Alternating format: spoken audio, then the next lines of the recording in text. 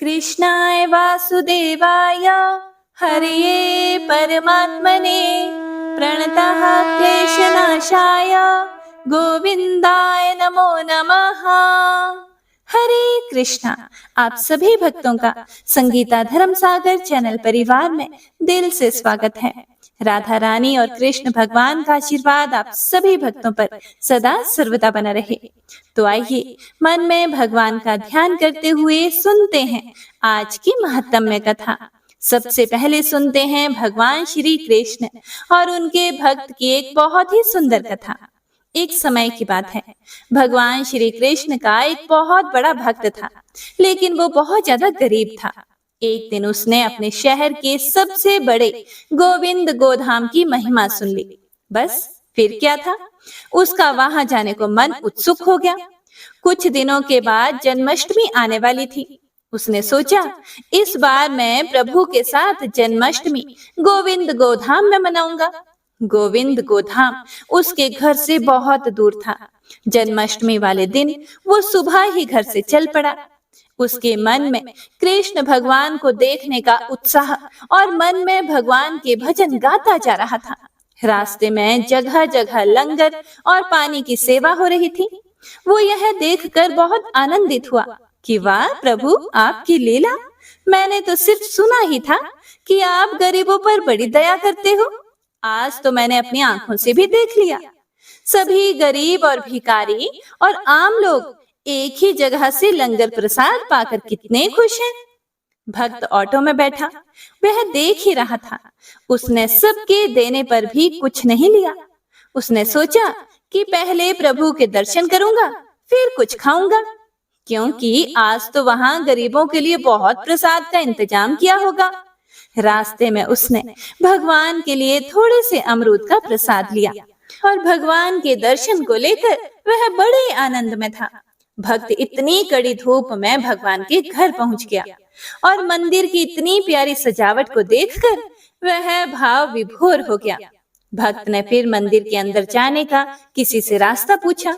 किसी ने उसे रास्ता बता दिया और कहा कि यह जो लाइनें लगी हुई है, आप भी उस लाइन में लग जाओ। वो भक्त भी लाइन में लग गया। वहां बहुत ही भीड़ थी, पर एक और लाइन उसके साथ ही थी, पर वो एकदम खाली थी। भक्त को बड़ी हैरानी हुई कि यहाँ इतनी भीड़ है और यहाँ तो बारी ही नहीं आ रही, और वो लाइन से लोग जल्दी जल्दी दर्शन करने जा रहे हैं। उस भक्त से फिर रहा नहीं गया।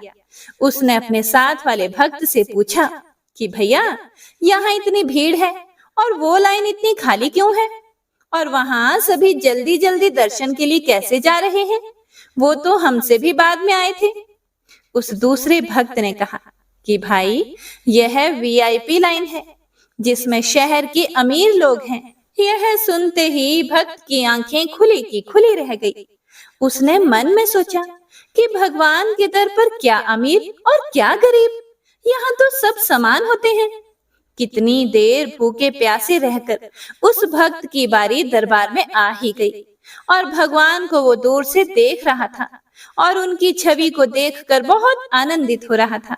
और साथ ही वह यह देख रहा था कि भगवान को तो सभी लोग यहाँ 56 भोग चढ़ा रहे हैं और वो अपने थोड़े से अमरूद सबसे छुपा रहा था। जब दर्शन की बारी आई तो सेवादारों ने उसे ठीक से दर्शन भी नहीं करने दिए और जल्दी चलो कहने लगे। उसकी आंखें भर आई और उसने चुपके से अपने वो अमरूद वहां रख दिए और दरबार से बाहर चला गया। हे प्रिय भक्तों, दरबार के बाहर ही लंगर प्रसाद लिखा हुआ था। भक्त को बहुत भूख भी लगी थी। उसने सोचा, अब प्रसाद ग्रहण कर लूं। जैसे ही वह लंगर हॉल के गेट पर पहुंचा तो 2 दरबान गेट पर खड़े हुए थे। वहां उन्होंने उस भक्त को रोका और उससे कहा कि पहले वीआईपी पास दिखाओ, फिर अंदर जा सकोगे। भक्त ने कहा, यह वीआईपी पास क्या होता है, मेरे पास तो नहीं है। उस दरबान ने कहा कि यहाँ जो अमीर लोग दान करते हैं उनको पास मिलता है और इस गेट से अंदर वीआईपी ही आ सकते हैं, और यहाँ लंगर सिर्फ वो ही खा सकते हैं। भक्त की आंखों में इतने आंसू आ गए और वो फूट फूट कर रोने लगा और भगवान से नाराज हो गया और अपने घर वापस जाने लगा। रास्ते में वो भगवान से मन में बातें करता जा रहा था और उसने कहा कि हे प्रभु, आप भी अमीरों की तरफ हो गए, आप भी बदल गए हो। प्रभु, मुझे तो आपसे यह उम्मीद बिल्कुल भी नहीं थी। और यही सब सोचते सोचते वह सारे रास्ते रोता रहा और घर पर पहुंचकर रोता रोता वह सो गया। भक्त को भगवान ने नींद में दर्शन दिए और भक्त से कहा, हे मेरे प्यारे भक्त, तुम नाराज मत हो। भगवान ने कहा, अमीर लोग तो सिर्फ मेरी मूर्ति के दर्शन करते हैं, अपने साक्षात दर्शन तो मैं तुम जैसे भक्तों को देता हूँ और मुझे 56 भोग से कुछ भी लेना देना नहीं है। मैं तो भक्त के भाव खाता हूँ और उनके आंसू पी लेता हूँ। और यह देख, मैं तेरे भाव से चढ़ाए हुए अमरूद खा रहा हूँ। यह सब देखकर भगवान के साक्षात दर्शन पाकर भक्त का सारा संदेह दूर हो गया और वो भगवान के साक्षात दर्शन पाकर बहुत खुश हो गया और उसका गोविंद गोधाम जाना सफल हुआ और भगवान को खुद उसके घर चलकर आना पड़ा। हे प्रिय भक्तों, भगवान भाव के भूखे हैं, बिन भाव के उनके आगे चढ़ाए 56 भोग भी फीके हैं। एक बात का और ध्यान रखिएगा, जब भी प्रभु के धाम, प्रभु के दर्शन के लिए जाएं, तो सच्चे दिल से लाइन में खड़े रहकर जब तक आपको दर्शन नहीं होते तब तक प्रभु का सच्चे दिल से ध्यान करते रहिए, तभी दर्शन सफल होंगे। जय श्री कृष्ण। हे प्रिय भक्तों, तो आइए अब सुनते हैं आज की महात्म्य कथा, जिसमें आप सुनेंगे कि जब धरती पर महाप्रलय आया था उस समय क्या हुआ था और मार्कंडेय मुनि की बड़ी ही रोचक कथा। इससे पहले की महात्म्य कथा को सुनने के लिए, लाइक करने के लिए, कमेंट के द्वारा अपना आशीर्वाद देने के लिए आप सभी भक्तों का दिल से धन्यवाद। तो आइए आज की महात्म्य कथा प्रारंभ करते हैं। ओम नमो नारायणाय। हे प्रिय भक्तों, ब्रह्मा जी मुनियों से बोले, हे मुनिवरों, कल्प के अंत में जब महासंहार आरंभ हुआ, चंद्रमा, सूर्य और वायु का नाश हो गया, स्थावर जंगम समस्त प्राणी नष्ट होने लगे। उस समय की बात बतलाता हूँ, ध्यान पूर्वक सुनो। पहले प्रलय कालीन प्रचंड सूर्य का उदय होता है, फिर मेघों की घोर गर्जना होने लगती है, बिजली गिरती है, जिससे वृक्ष और पर्वत टूट फूट जाते हैं, सारे जगत का संहार हो जाता है, उल्कापात होता रहता है, सरोवरों और नदियों का सारा जल सूख जाता है। फिर वायु का सहारा पाकर संवर्तक नामक अग्नि समस्त विश्व में फैल जाती है। ऊपर से 12 सूर्य तपने लगते हैं। वह आग पृथ्वी को भेद कर रसातल में भी पहुंच जाती है और देवता, दानव तथा यक्षों को अत्यंत भय देने लगती है। पृथ्वी पर जो कुछ रहता है वह सब जलाकर नागलोक को भी दग्ध करती है और फिर क्रमशः नीचे के समस्त लोकों को तत्काल नष्ट कर देती है। 20 लाख योजन तक फैली हुई वायु और संवर्तक अग्नि देवता, असुर, गंधर्व, यक्ष, नाग और राक्षस सबको भस्म कर डालती है। ऐसे घोर महाप्रलय के समय परम धर्मात्मा मार्कंडेय मुनि अकेले ध्यानस्थ होकर बैठे थे। प्रलय अग्नि की लपट उनके पास भी पहुंची। उनके कंठ, तालु और होंठ सूख गए। उस महाभयानक अग्नि को देखकर वे भय से विवल हो उठे और कोई रक्षक ना पा सकने के कारण इधर उधर भागने लगे। उन्हें कहीं भी शांति नहीं मिली। वे सोचने लगे कि अब मैं क्या करूं, समझ में नहीं आता, किसकी शरण में जाऊं, किस प्रकार सनातन देव पुरुषेश का दर्शन करूं। इस प्रकार एकाग्र भाव से चिंतन करते करते वे महाप्रलय के कारणभूत सनातन दिव्य पद पुरुषेश नामक वट राज के पास पहुंच गए। उस दिव्य वट को सामने देखकर मुनि बड़ी उतावली के साथ उनके पास गए और उनकी जड़ पर जाकर बैठ गए। वहां ना तो काल अग्नि का भय था और ना ही अंगारों की वर्षा का। ना वहां संवर्तक अग्नि आ सकती थी और ना ही वज्रपात आदि का ही डर था। उसके बाद विद्युन्मालाओं से विभूषित गजराजाओं के समान कांति वाले महामेघ आकाश में घुमड़ आए। उन्होंने समूचे आकाश को ढक लिया और इतनी वृष्टि की कि पर्वत, वन और आक्रोश सहित समस्त पृथ्वी जल राशि में डूब गई। संपूर्ण दिशाएं पानी से भर गई। मूसलाधार वृष्टि करके वसुंधरा को डुबाने वाले मेघों ने उस भयंकर संवर्तक अग्नि को बुझा दिया। इस प्रकार 12 वर्षों तक भारी वृष्टि होती रही। समुद्र ने अपनी मर्यादा छोड़ दी। पर्वत गल गल कर बह गए और पृथ्वी पानी में डूब गई। हे प्रिय भक्तों, ब्रह्मा जी आगे बोले कि उसके बाद प्रचंड आंधी उठी। उस प्रबल प्रभंजन के वेग से सारे मेघ छिन्न भिन्न हो गए। उसके बाद भगवान विष्णु उस भयंकर वायु को पीकर एकारण में शयन करने लगे। हे प्रिय भक्तों, उस समय समस्त स्थावर जंगम का अभाव हो गया। देवता, असुर, मनुष्य, यक्ष और राक्षस भी नष्ट हो गए थे।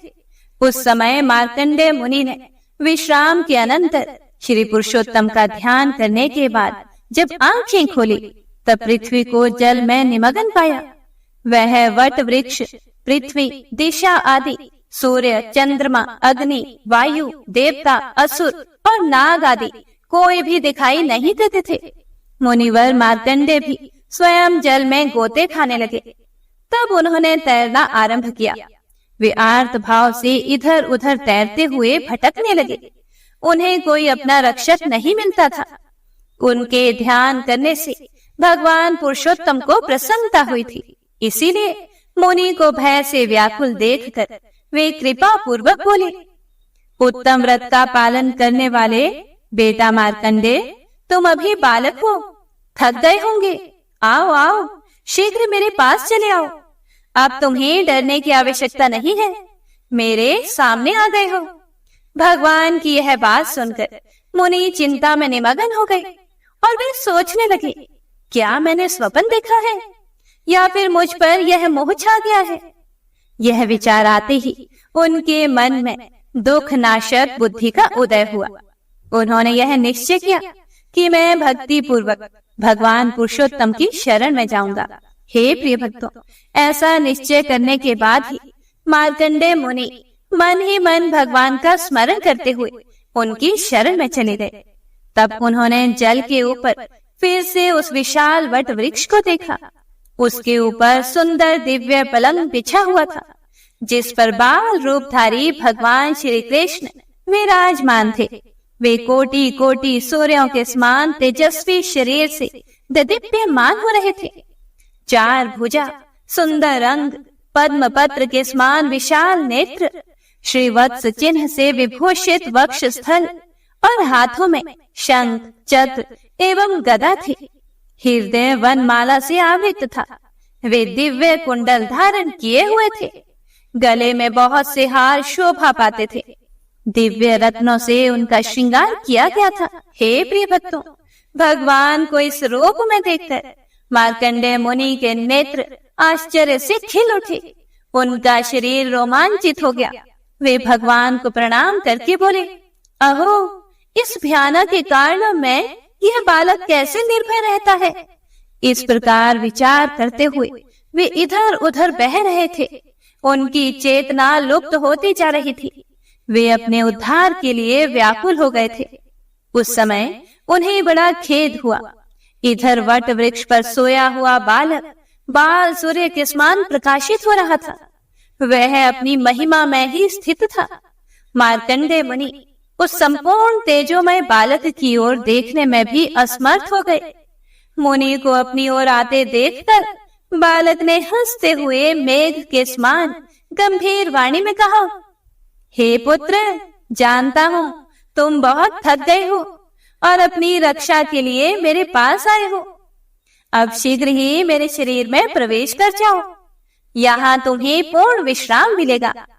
बालक की बात को सुनकर मार्कंडेय मुनि कुछ बोल ना सके। वे भगवान की माया से मोहित होकर विवश होकर बालक के खुले हुए मुंह में प्रवेश कर गए। उसके उदर में प्रवेश करने पर उन्होंने वहां अनेक जनपदों से घेरी हुई समूची पृथ्वी देखी। खारे पानी, ईख के रस, घी, दही और मीठे जल के समुद्रों को देखा। जम्बू, प्लक्ष, जालमल, कुश, क्रौंच, शाक और पुष्कर नामक द्वीपों का अवलोकन किया। भारत आदि संपूर्ण वर्ष और पर्वतों का निरीक्षण किया।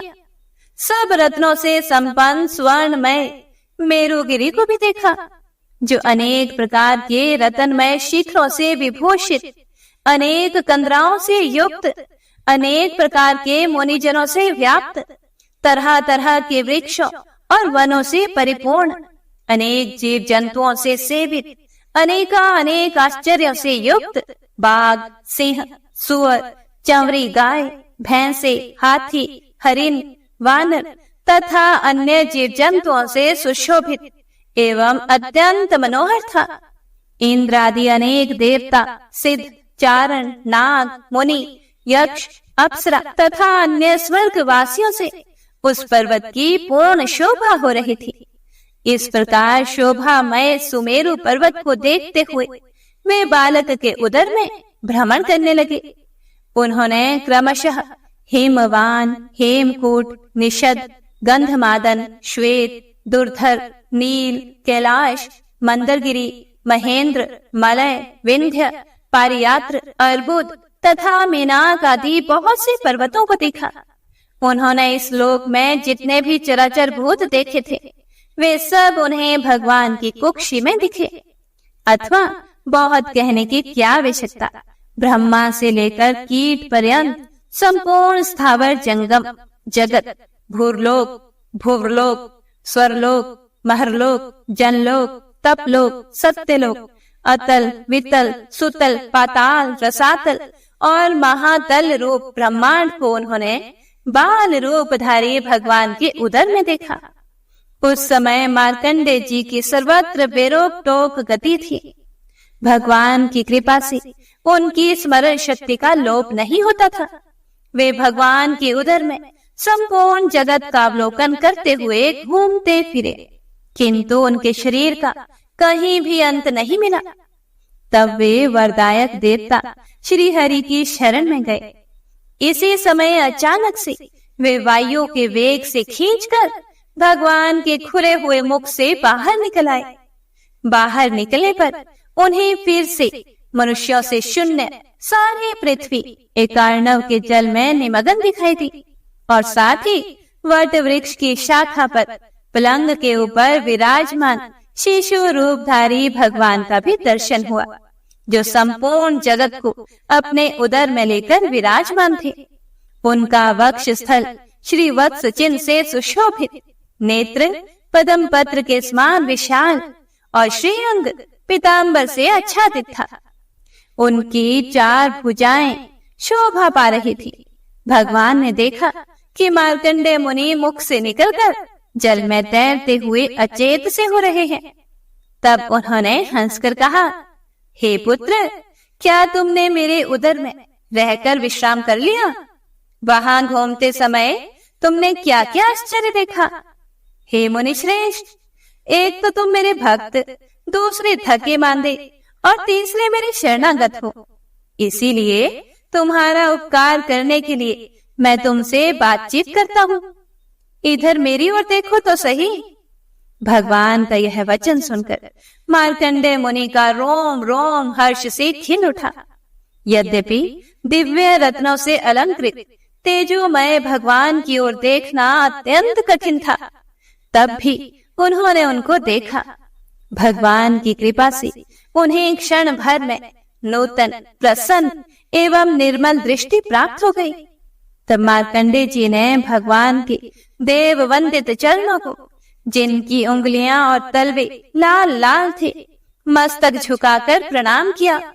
हर्ष से युक्त और विस्मित होकर बारंबार उनकी ओर देखा तथा हाथ जोड़कर हर्ष गदगद वाणी में उन परमात्मा की स्तुति करना आरंभ किया। मार्कंडेय जी बोले, माया से बाल रूप धारण करने वाले हे देव देव जगन्नाथ, कमल के समान सुंदर नेत्रों वाले हे सर्वश्रेष्ठ पुरुषोत्तम, मैं दुखित होकर आपकी शरण में आया हूँ, मेरी रक्षा कीजिए। संवर्तक नामक अग्नि ने मुझे संतप्त कर रखा है। मैं अंगारों की वर्षा से भयभीत हो रहा हूँ, मेरा उद्धार कीजिए। हे देवेश, हे पुरुषोत्तम, मैंने आपके उदर में चराचर जगत का अवलोकन किया है। इससे मुझे बड़ा विस्मय हुआ है। मैं विषाद ग्रस्त तो हूं ही, मेरी रक्षा कीजिए। हे पुरुषोत्तम, इस अवलंब शून्य संसार में आपके सिवा दूसरा कोई सहारा देने वाला नहीं है। मुझ पर प्रसन्न होइए। हे सर्वश्रेष्ठ, मुझ पर प्रसन्न होइए। विबुध प्रिय, प्रसन्न होइए। देवताओं के नाथ, मुझ पर प्रसन्न होइए। देवताओं के निवास स्थान, प्रसन्न होइए। जगत के कारणों के भी कारण सर्वलोकेश्वर, मुझ पर प्रसन्न होइए। सबकी सृष्टि करने वाले हे देव, प्रसन्न होइए। हे धरणीधर, मुझ पर प्रसन्न होइए। जल में निवास करने वाले हे परमेश्वर, मुझ पर प्रसन्न होइए। हे मधुसूदन, मुझ पर प्रसन्न होइए। हे कमलाकांत, हे त्रिदशेश्वर, हे कंस और केशी का नाश करने वाले श्री कृष्ण, मुझ पर प्रसन्न होइए। अरिष्टासुर का नाश करने वाले हे गोविंद, प्रसन्न होइए। दैत्य नाशक हे श्री कृष्ण, प्रसन्न होइए। दानवों का अंत करने वाले हे वसुदेव, मथुरावासी हे हरे, मुझ पर प्रसन्न होइए। यदुनंदन, प्रसन्न होइए। इंद्र के छोटे भाई उपेंद्र, वरदायक अविनाशी हे देव, आप ही पृथ्वी, आप ही जल, आप ही अग्नि और आप ही वायु हैं। हे जगतपते, आकाश, मन, अहंकार, बुद्धि, प्रकृति तथा सत्वादी गुण भी आप ही हैं। आप संपूर्ण विश्व में व्यापक पुरुष हैं। पुरुष से भी उत्तम पुरुषोत्तम है। हे प्रभु, आप ही संपूर्ण इंद्रियां और उनके शब्द आदि विषय हैं। आप ही दिक्पाल, धर्म, वेद, दक्षिणा सहित यज्ञ, इंद्र, शिव, देवता, हविष्य और अग्नि है। वसु, रुद्र, आदित्य और ग्रह भी आपके ही स्वरूप है। और जितनी भी जातियां हैं, जो कुछ भी जीव नामधारी पदार्थ है, वह सब आप ही हैं। अधिक कहने की क्या आवश्यकता। ब्रह्मा से लेकर तिनके तक जो भी भूत, भविष्य, वर्तमान चराचर जगत है, वह आप ही है। हे देव, आपका जो परम स्वरूप है, वह कुटस्थ, अचल एवं ध्रुव है। उसे ब्रह्मा आदि देवता भी नहीं जान पाते। फिर हम जैसे छोटी बुद्धि वाले मनुष्य कैसे उसका तत्व समझ सकते हैं। हे भगवान, आप शुद्ध स्वभाव, नित्य, प्रकृति से परे, अव्यक्त, शाश्वत, अनंत एवं सर्वव्यापी महेश्वर हैं। आप ही आकाश स्वरूप, परम शांत, अजन्मा, व्यापक एवं अविनाशी हैं। इस प्रकार आपके निर्गुण एवं निरंजन अर्थात माया रहित शुद्ध रूप की स्तुति कौन कर सकता है। हे देव, हे अविनाशी देव देवेश्वर, मैंने जो विकल एवं अल्प ज्ञान होने के कारण आपकी स्तुति की धृष्टता की है, उसे आप क्षमा करने की कृपा करें। मार्कंडे के इस प्रकार स्तुति करने पर भगवान बहुत प्रसन्न हुए और मेघ के समान गंभीर वाणी में बोले, हे मुनि श्रेष्ठ, तुम्हारे मन में जो भी अभिलाषा है उससे कहो। हे भ्रमऋषि, तुम मुझसे जो कुछ चाहोगे वह सब मैं तुम्हें दूंगा। फिर मार्कंडे जी बोले, हे देव, मैं आपको और आपकी माया को जानना चाहता हूँ। हे देवेश, आपकी कृपा से मेरी स्मरण शक्ति लुप्त नहीं हुई है। हे पुंडरीकाक्ष, आप अव्यय हैं। मैं आपके तत्व को समझना चाहता हूँ। इस संपूर्ण जगत को पीकर आप साक्षात परमेश्वर यहाँ बालक रूप से क्यों रहते हैं, ये सब बातें बताने की कृपा करें। हे प्रिय भक्तों, मुनि के इस प्रकार पूछने पर परम कांतिमान देवादिदेव श्री हरि ने मुनि को सांत्वना देते हुए जो कुछ भी कहा, उसका वर्णन आप अगले अध्याय में सुनेंगे। बंशी शोभित कर मधुर, नील जलद तन श्याम, अरुण अधर जनु बिंब फल, नयन कमल अभिराम, पूर्ण इंद्र अरविंद मुख, पीतांबर शुभ साज, जय मन मोहन मदन छवि, जय यदुनंदन जय जगवंदन, जय वसुदेव देवकी नंदन, जय यशोदासुत नंद दुलारे, जय प्रभु भक्तन के धृत तारे, जय नटनागर नागन थैया, कृष्ण कन्हैया धेनु चरैया, पुनि नख पर प्रभु गिरिवर धारो, आओ दीनन कष्ट निवारो, वंशी मधुरे अधर धर तेरे, होवे पूर्ण मनोरथ मेरी, आओ हरि पुनि माखन चाखो, आज लाज भारत की राखो, गोल कपोल चिबुक करुणारे, मृदु मुस्कान मोहिनी डारे, रंजित राजीव नयन विशाला, मोर मुकुट वैजंती माला, कुंडल श्रवण पीत पटाछे, कटिके गणि काछन काछे, नील जलज सुंदर तनु सोहे, छवि लख सुर नर मुनि मन मोहे, मस्तक तिलक अलक घुंघराले, आओ कृष्ण बांसुरी वाले, करि पय पान पूत नहीं तार्यो, अका बका का सुर मार्यो, मधुवन जलत अग्नि जब ज्वाला, भय शीतल लखि तहि नंद लाला, सुरपति जब ब्रज चढ़े और साई, मोसर धार वारी वर्षाई, लगत लगत ब्रज चहन बहायो, गोवर्धन नख धारी बचायो, लखी यशोदा मन ब्रह्म अधिकाई, मुख मह 14 भुवन दिखाई, दुष्ट कंस अति उधम मचायो, कोटि कमल जब